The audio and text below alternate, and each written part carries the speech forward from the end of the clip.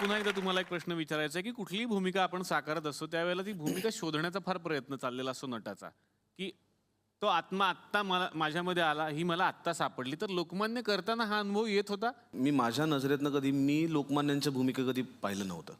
म्हणजे मी लोकमान्यांची भूमिका करतोय असं मी कधीच पाहिलं नव्हतं. त्यामुळे मला ते खूप पचवणं जड गेलं, की मी लोकमान्य टिळक करतोय. तर सुरुवातीचे काही दिवस मला त्याच्यातनं बाहेर पडायला गेले. मग ओमने कुठेतरी डिक्लेअर केलं, की मी त्यांची भूमिका करतोय, तर लोकांनी त्याच्यावरती अनेक वेगवेगळ्या प्रकारच्या कमेंट्स केल्या. त्यातली एक कमेंट अशी होती, की नाही, नाही, अत्यंत चुकीचं कास्टिंग आहे. कारण त्याचे डोळे अतिशय कोमल आहेत, मृदू आहेत आणि ते त्यांच्या डोळ्यात जे लोकमान्यांच्या डोळ्यात आहे ती आग त्याच्या डोळ्यात कशी येईल. आणि त्या वाक्याने मला खूप बोच दिली मोठी. आणि त्याच्यानंतर मी माझी पुस्तकं सगळी बाजूला ठेवली. मग मी एकच काम करत होतो, जिथे लोकमान्यांचा चेहरा मला दिसला मी जवळ जायचो आणि त्यांचे डोळे तासनतास बघत बसायचो. त्यांचा पुतळा असेल, त्यांचं चित्र असेल, त्यांचं पोस्टर असेल, काही असेल, ते दिसलं की मी तासनतास बघत बसायचो. कारण मला खूप प्रामाणिकपणे असं वाटतं की कुठल्याही माणसाची पर्सनॅलिटी त्याच्या कुठल्याही अंगापेक्षा डोळ्यातनं जास्त व्यक्त होते. शेवटच्या काही दिवसात माझ्या शूटिंगच्या आधी लक्षात आलं की हे डोळे ना एका अत्यंत रोमॅन्टिक माणसाचे डोळे आहेत आणि एक अत्यंत रोमॅन्टिसिझम जपणाऱ्या माणसाचे डोळे आहेत. पण तो रोमॅन्टिसिझम कसा आहे, तर तो देशप्रेमाचा रोमॅन्टिसिझम आहे. वा वा. तो आपल्या देशातल्या लोकांनी सुखी व्हावं, आपल्या देशातल्या लोकांनी स्वतःच्या राज्यात जगावं, आपल्या देशातल्या लोकांना त्यांचं किमान जगणं सुसह्य व्हावं अशी सगळी व्यवस्था मिळावी, हा तो रोमॅन्टिसिझम आहे. आणि असं वेड असलेला रोमॅन्टिसिझम खूप कमी डोळ्यांमध्ये बघायला मिळतो, जो मला असं वाटतं लोकमान्यांच्या डोळ्यात आहे.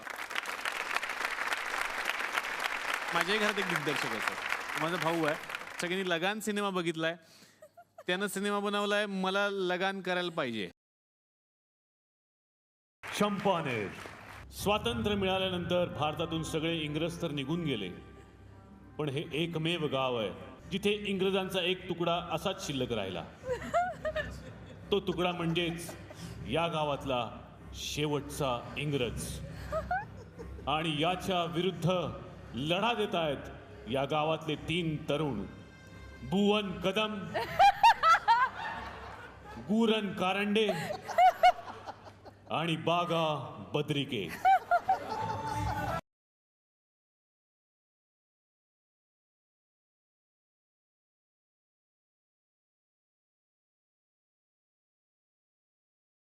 लगता है बरसात चली गई. जाणार नाही तर काय बरसात? फालतूपणा करता, मोठमोठे ढोल होते, घाबरले ना बरसात. 3 वर्षापासून पाहून राहिलो मी. काय फालतूपणा करता तुम्ही? तुम्ही स्वतः काय मोर समजता का रे? हे अशा ऍक्टिव्हिटी केल्यामुळे काय लोक तुम्हाला वन्स मोर देणार आहेत काय? आणि तुम्हाला वन्स मोर भेटायला तुम्ही काय सुबोध भावे समजता का स्वतःला? स्क्रिप्ट मध्ये होता सर, इन्स्टंट टाकला. एक पंच तुमच्यावर टाकायचाच होता मला. चला कामाला लागा.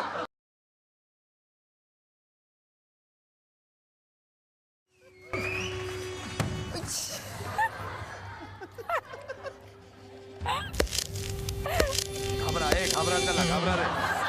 तुम्ही सगळे इथे काय करताय? अरे ते त्या साईडला घे ना काढी, जरा व्यवस्थित घे. मागून घे. हा, चांगलं बोल जरा. हा, तुम्ही सगळे इथे माणसं आहेत नाही. शेवटचा इंग्रज नसताना इतका बुकलला असता तुला मी. जा वावरात जाऊन काम करा. काय काय बोलला? अबे तो इंग्रजीमध्ये बोलला का तुम्ही इथे का त्या औरातून काय बोल काय बोलला तो?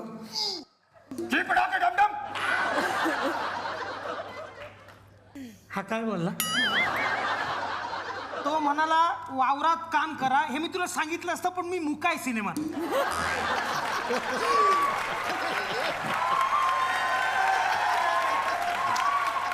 आज माझी मुलगी इंग्लंडच्या मलबार हिल वरून येणार होती. या बापानं पाहिलं इंग्लंडमध्ये मरबाल हे कुठं? जेवढे वाक्य दिले तेवढे बोलले, इतका मारील ना. शेवटचा इंग्रज आहे म्हणून माफ करतो ना तुला. बरं इथं मी इंग्लंड पाहिलं ना, मलबार हिल पाहिलं. उद्या काय मराचा रोल का मरशील का? जेवढं वाक्य दिलं नाही स्क्रिप्ट मध्ये इंग्लंड वरून. हा, बोल पटकन. आज हा. माझी मुलगी हा. इंग्लंड वरून येणार आहे. मी एसटी काम करा रे नीट. अरे हे तुम्ही शेतात आहे रे, घरी दळण दळून नाही राहिले रे. व्यवस्थित करा रे काहीतरी.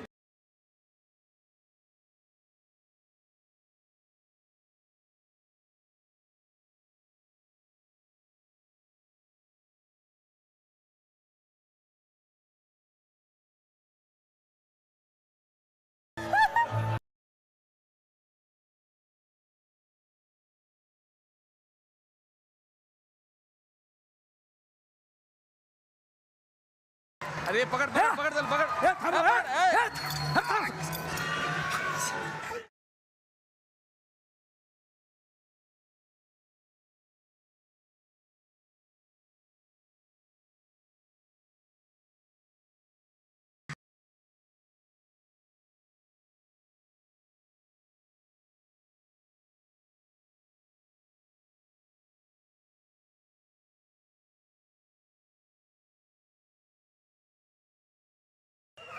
काय आहे?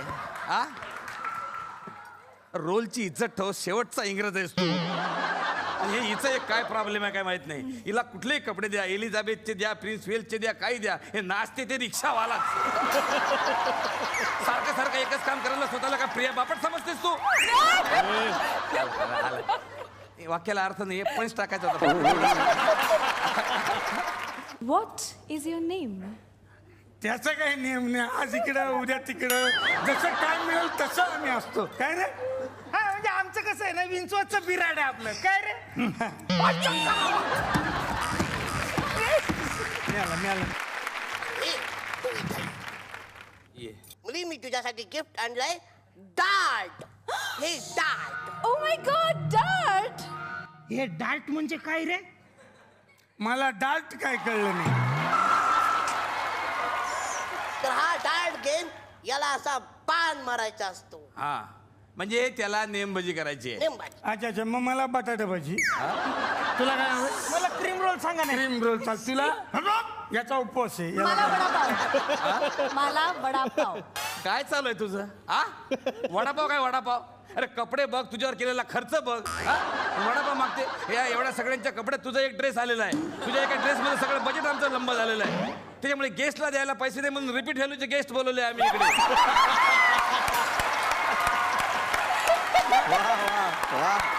तर कॉम्पिटिशन अशी आहे, जर या डार्ट गेम मध्ये तुम्ही हरलात तर तुम्ही मला 3 लॉलीपॉप देणार आहात.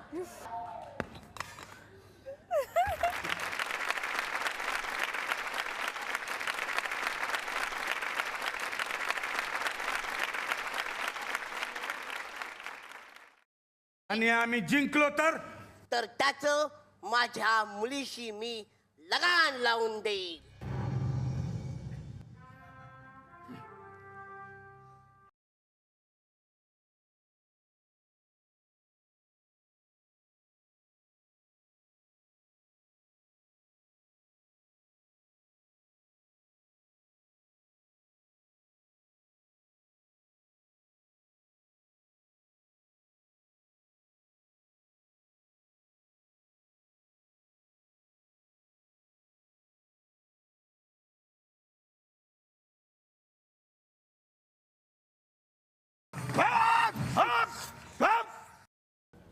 बजरंग बली तो दुश्मन की नली.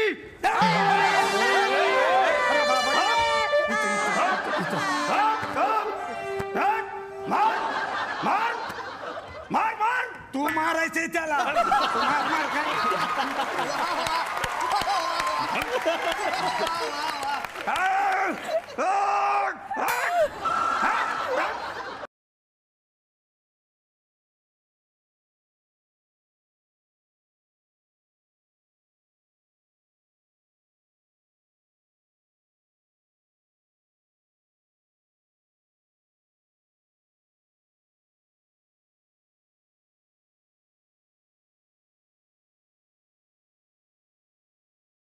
झाले सगळे जादूचे खेळ करून. आता मारबाण. मला कुठं मारायचं होतं? मग मला आपले पैसे कमवायचे होते.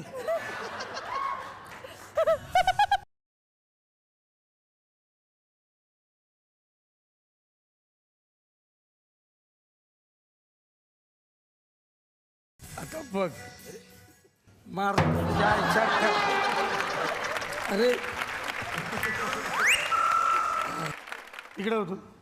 तिकडे होतो.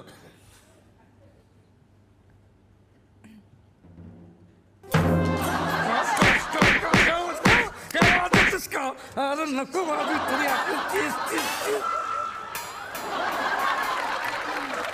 मला पण मला.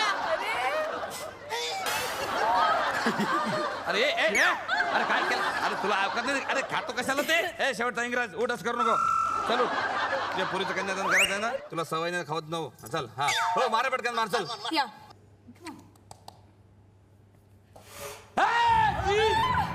जिंकलो आम्ही जिंकलो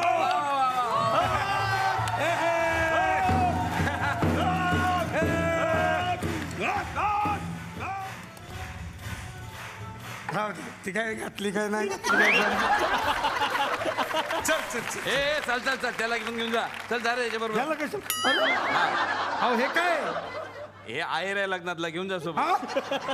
हे उतर लोकमान्य या सिनेमाच्या निमित्तानं आज सगळे कलाकार इथे जमलेले आहेत पण प्रिया बापट आणि चिन्मय मांडलेकर यांना पुढील कामासाठी इथून जायचं असल्या कारणानं आत्तापुरती मी त्यांना एक्झिट देणार आहे.